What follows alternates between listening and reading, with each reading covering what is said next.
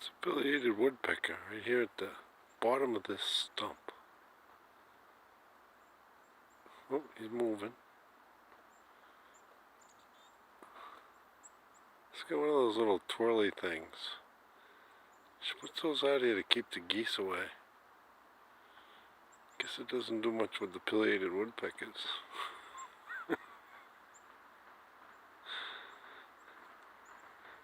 She's working on that stump.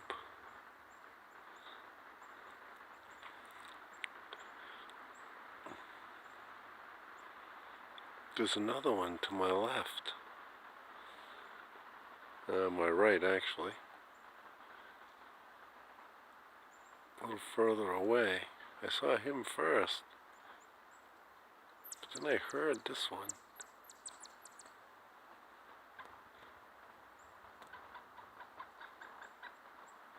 United States' biggest woodpecker.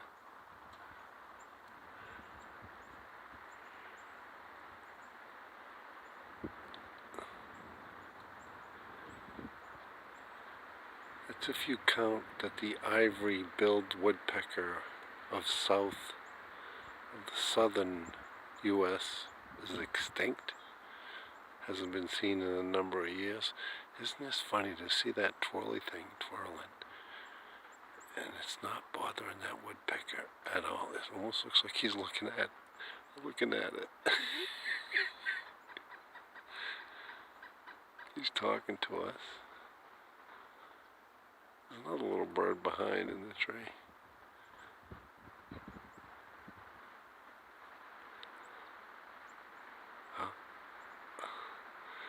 There's a little bit of snow in the air, which I'm not liking too much since I'd rather be fishing.